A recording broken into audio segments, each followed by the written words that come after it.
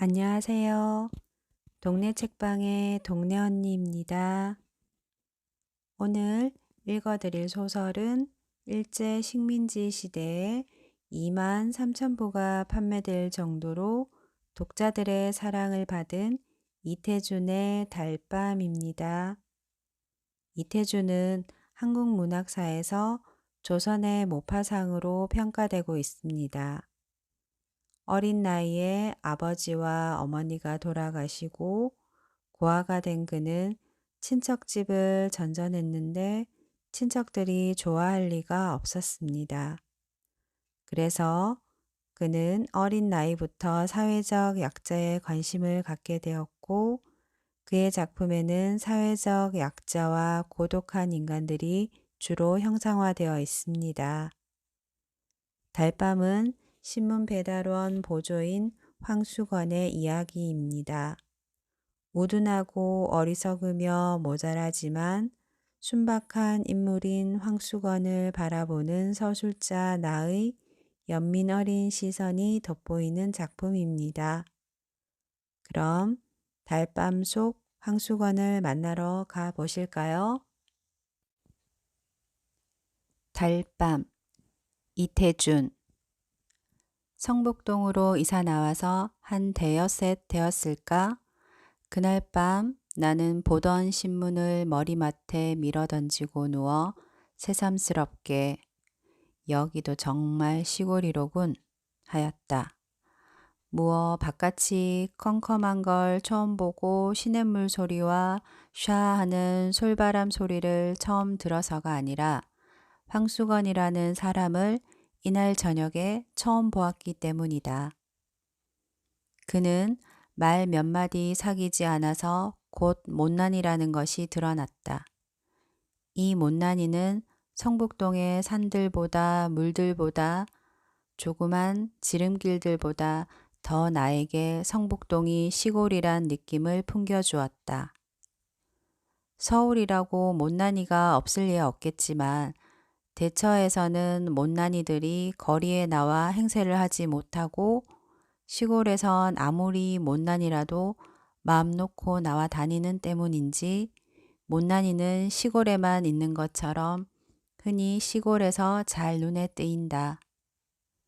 그리고 또 흔히 그는 태고대 사람처럼 그 우둔하면서도 천진스런 눈을 가지고 자기 동네에 처음 들어서는 손에게 가장 순박한 시골의 정취를 돋워주는 것이다. 그런데 그날 밤 황수건이는 10시나 되어서 우리 집을 찾아왔다. 그는 어두운 마당에서 꽥 지르는 소리로 아, 이 댁이 문 안에서 하면서 들어섰다. 잡담제하고 큰일이라 난 사람처럼 건너방 문 앞으로 달려들더니 저 문 안 서대문 거리라나요? 어디선가 나오신 댁입쇼? 한다. 보니 핫비는 안 입었으되 신문을 들고 온 것이 신문 배달부다. 그렇소, 신문이요? 아, 그런 걸 사흘이나 저 건너 쪽에만 가 찾았습죠, 제기. 하더니 신문을 방에 들이뜨리며 그런뎁쇼, 왜 이렇게 쬐꼬만 집을 사고 와 갭쇼. 아, 내가 알았다면 이 아래 큰 개화집도 많은 거립쇼. 한다. 말이 황당스러워 유심히 그의 생김을 내다보니 눈에 얼른 두드러지는 것이 빡빡 깎은 머리로되 보통 크다는 정도 이상으로 골이 크다. 그런데다 옆으로 보니 장구 대가리다. 그렇소? 아무튼 집 찾느라고 수고했소. 하니 그는 큰 눈과 큰 입이 일시에 희죽거리며 뭘 입쇼? 이게 제 업인뎁쇼. 하고 날래 물러서지 않고 목을 길게 빼어 방안을 살핀다. 그러더니 묻지도 않는데 저는 입쇼 이 동네 사는 황수건이라 합니다. 하고 인사를 붙인다. 나도 깍듯이 내 성명을 대었다. 그는 또 싱글벙글하면서 댁엔 개가 없구먼 입쇼. 한다. 아직 없소. 하니 개 그까짓 거 두지 마십쇼. 한다. 왜 그렇소? 물으니 그는 얼른 대답하는 말이 신문 보는 집엔입쇼. 개를 두지 말아야 합니다. 한다. 이것 재미있는 말이다 하고 나는 왜 그렇소? 하고 또 물었다. 아, 이 뒷동네 은행소에 댕기는 집엔입쇼. 망하지만은 개가 있는데쇼. 아, 신문을 배달할 수가 있어야 합죠. 왜? 막 깨물라고 덤비는 걸입쇼? 한다. 말 같지 않아서 나는 웃기만 하니 그는 더욱 신을 낸다. 그놈에게 그저 한번 양떡을 먹여대야 할 텐데 하면서 주먹을 부르대는데 보니 손과 팔목은 머리에 비기어 반비례로 작고 가느다랗다. 어서 권할 텐데 가 자시오. 하니 그는 마지못해 물러서며 선생님, 참 이 선생님, 편안히 주무십시오. 저희 집은 여기서 얼마 안 되는 걸입쇼? 하더니 돌아갔다. 그는 이튿날 저녁 집을 알고 오는데도 9시가 지나서야 신문 배달해 왔습니다 하고 소리를 치며 들어섰다. 오늘은 왜 늦었소? 물으니 자연 그럽죠 하고 다른 이야기를 꺼냈다. 자기는 워낙 이 아래에 있는 삼산학교에서 일을 하다 보니 어떤 선생하고 뜻이 덜 맞아 나왔다는 것. 지금은 신문 배달을 하나 원배달이 아니라 보조 배달이라는 것.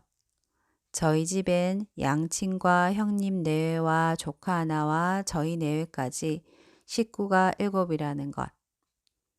저희 아버지와 저희 형님의 이름은 무엇이며 자기 이름은 황가인데다가 목숨 숫자하고 세울 건자로 황수건이기 때문에 아이들이 노랑수건이라고 놀리어서 성북동에서는 가가호호해서 노랑수건 하면 다 자긴 줄 알리라고 자랑스럽게 이야기하다가 이날도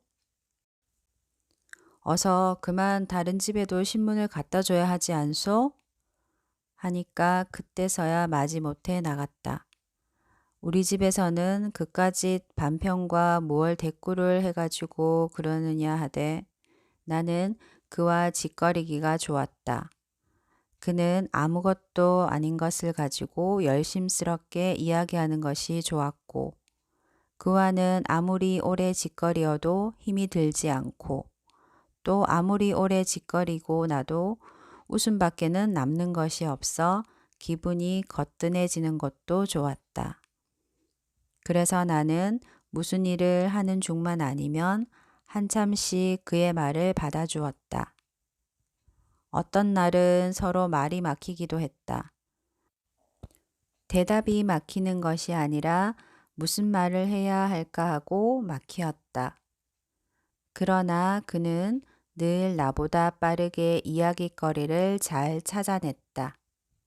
5, 6월인데도 꿩고기를 잘 먹느냐고도 묻고 양복은 저고리를 먼저 입느냐 바지를 먼저 입느냐고도 묻고 소와 말과 싸움을 붙이면 어느 것이 이기겠느냐는 둥 아무튼 그가 얘기거리를 취재하는 방면은 기상천외로 여간 범위가 넓지 않은 데는 도저히 당할 수가 없었다.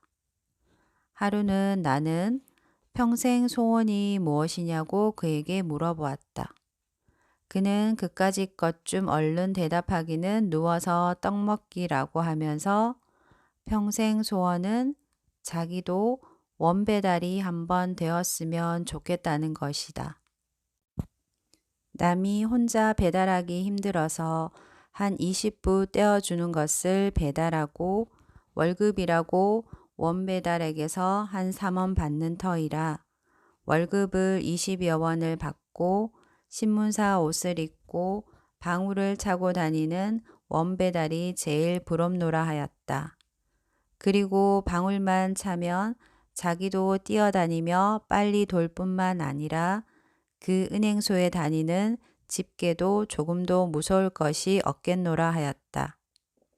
그래서 나는 그럴 것 없이 아주 신문사 사장쯤 되었으면 원배달도 바랄 것 없고 그 은행소에 다니는 집게도 상관할 바 없지 않겠느냐고 한즉 그는 둥그레지는 눈알을 한참 굴리며 생각하더니 따는 그렇겠다고 하면서 자기는 경란이 없어 거기까지는 바랄 생각도 못하였다고 무릎을 치듯 가슴을 쳤다.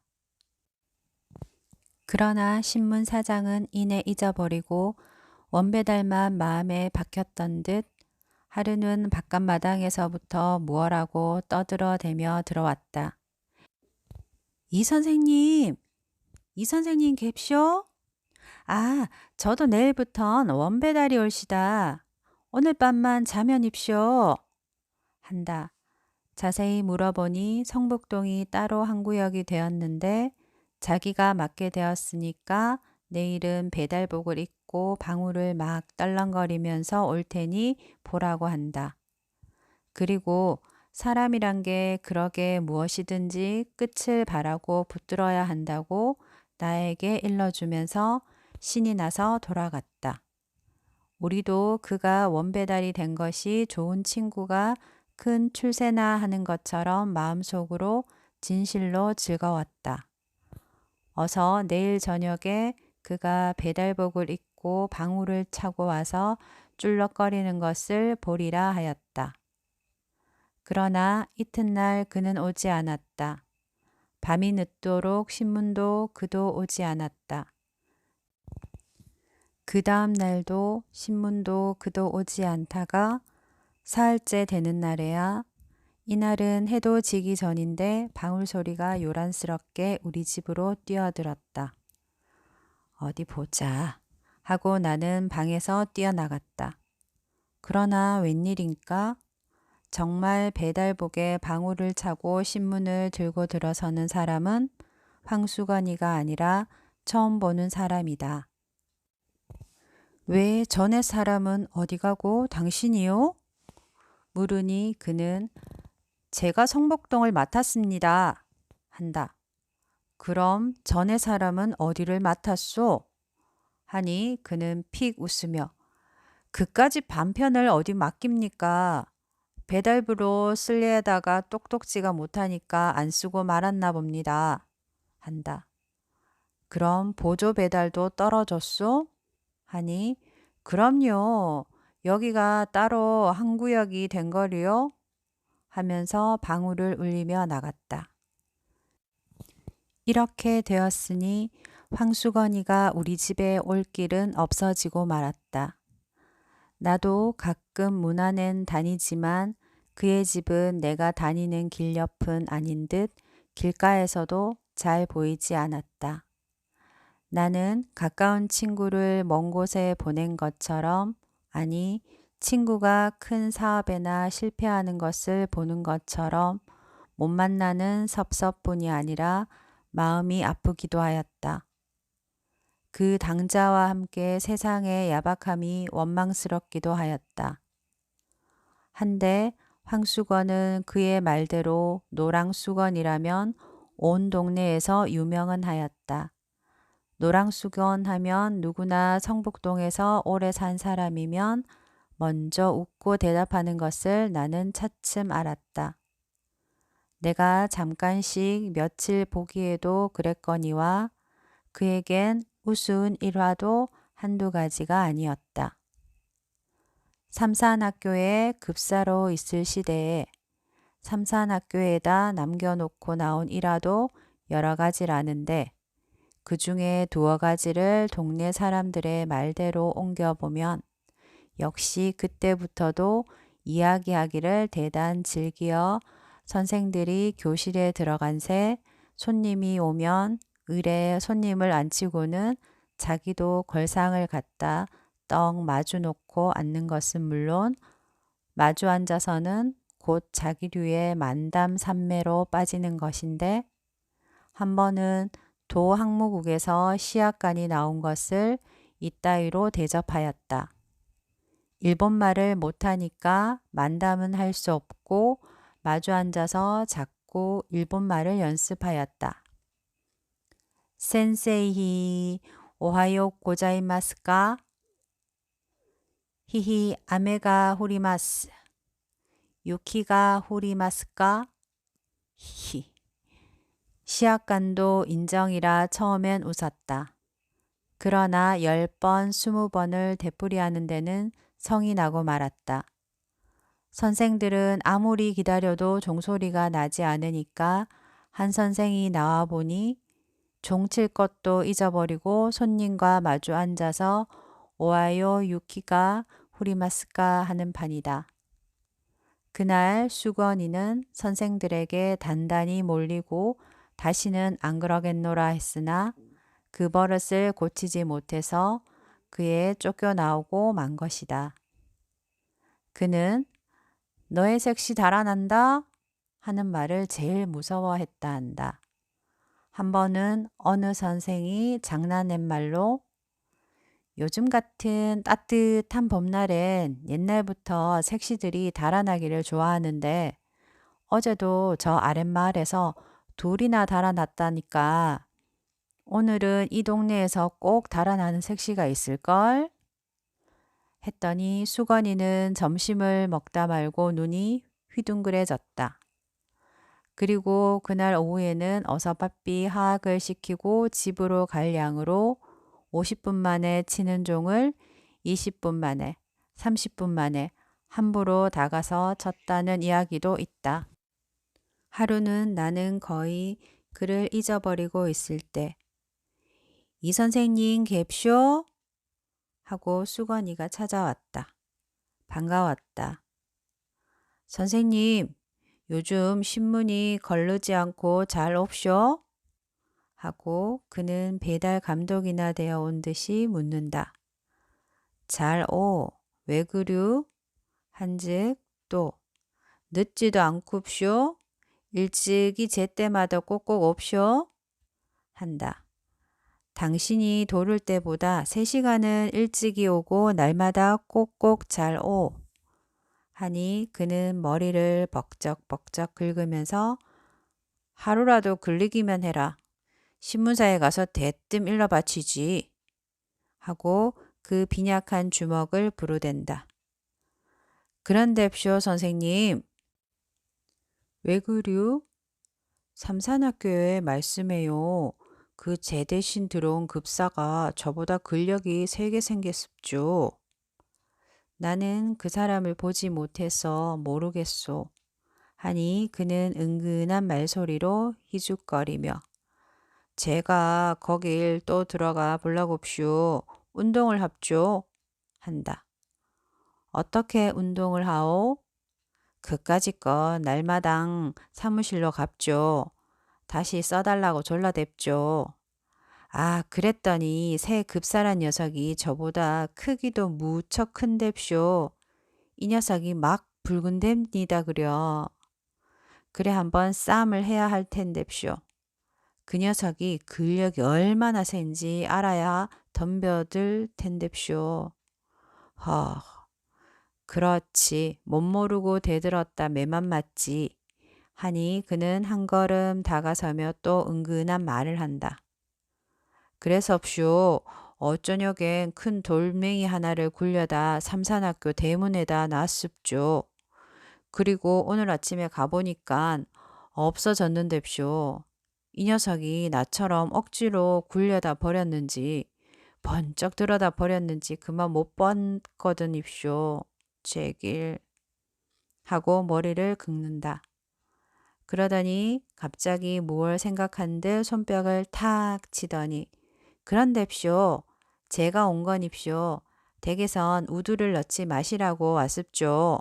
한다. 우두를 왜 넣지 말란 말이오? 한즉 요즘 마마가 다닌다고 모두 우두들을 넣는뎁쇼. 우두를 넣으면 사람이 근력이 없어지는 법인뎁쇼. 하고 자기 팔을 걷어올려 우두 자리를 보이면서 이걸 봅쇼. 저도 우두를 이렇게 넣기 때문에 근력이 줄었습죠. 한다. 우두를 넣으면 근력이 준다고 누가 그립디까? 물으니 그는 싱글거리며 아, 제가 생각해냈습죠. 한다. 왜 그렇소?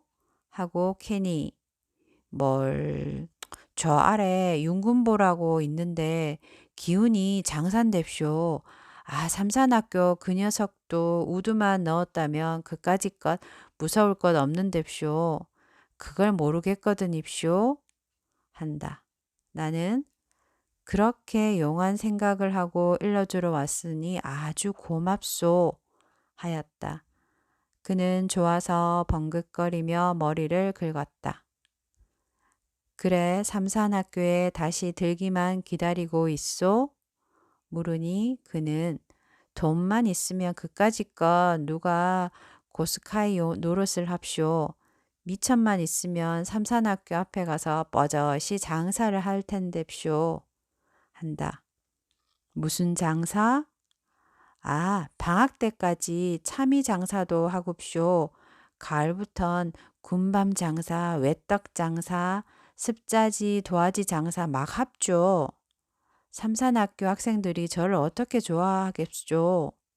저를 선생들보다 낮게 치는데쇼? 한다. 나는 그날 그에게 돈 3원을 주었다. 그의 말대로 삼산학교 앞에 가서 뻐젓이 참외 장사라도 해보라고. 그리고 돈은 남지 못하면 돌려오지 않아도 좋다 하였다. 그는 3원돈에 덩실덩실 춤을 추다시피 뛰어나갔다. 그리고 그 이튿날 선생님 잡수시라굽쇼 하고 나 없는 때 참외 3개를 갖다 두고 갔다. 그리고는 온 여름 동안 그는 우리 집에 얼른 하지 않았다. 들으니 참외 장사를 해보긴 했는데 이내 장마가 들어 미천만 까먹었고 또 그까짓 것보다 한 가지 놀라운 소식은 그의 아내가 달아났단 것이다. 저희끼리 금실은 괜찮았건만 동서가 못 견디게 굴어 달아난 것이라 한다. 남편만 남 같으면 따로 살림나는 날이나 기다리고 살 것이나 평생 동서 밑에 살아야 할 신세를 생각하고 달아난 것이라 한다. 그런데 요 며칠 전이었다. 밤인데 달포만에 수건이가 우리 집을 찾아왔다. 웬 포도를 큰 것으로 대여섯 송이를 종이에 싸지도 않고 맨손에 들고 들어왔다. 그는 벙긋거리며 선생님 잡수라고 사왔습죠. 하는 때였다. 웬 사람 하나가 날쌔게 그의 뒤를 따라 들어오더니 다짜고짜로 수건이의 멱살을 움켜쥐고 끌고 나갔다. 수건이는 그 우둔한 얼굴이 새하얗게 질리며 꼼짝 못하고 끌려 나갔다. 나는 수건이가 포도원에서 포도를 훔쳐온 것을 직각하였다. 쫓아나가 매를 말리고 포도값을 물어주었다. 포도값을 물어주고 보니 수건이는 어느 틈에 사라지고 보이지 않았다. 나는 그 5송이의 포도를 탁자 위에 얹어놓고 오래 바라보며 아껴 먹었다. 그의 은근한 순정의 열매를 먹듯 하나를 가지고도 오래 입안에 굴려보며 먹었다. 어제다. 문 안에 들어갔다 늦어서 나오는데 불빛 없는 성북동 길 위에는 밝은 달빛이 깁을 깐 듯 하였다. 그런데 포도원길을 올라오노라니까 누가 막지도 못한 목청으로 사케와 나미다까 다메이키카를 부르며 큰 길이 좁다는 듯이 휘적거리며 내려왔다. 보니까 수건이 같았다. 나는 수건인가? 하고 아는 체 하려다가 그가 나를 보면 무안해 할 일이 있는 것을 생각하고 휙 길 아래로 내려서 나무 그늘에 몸을 감추었다. 그는 길은 보지도 않고 달만 쳐다보며 노래는 그 이상은 외우지도 못하는 듯 첫 줄 한 줄만 되풀이하면서 전에는 본 적이 없었는데 담배를 다 퍽퍽 빨면서 지나갔다. 달밤은 그에게도 유감한 듯 하였다.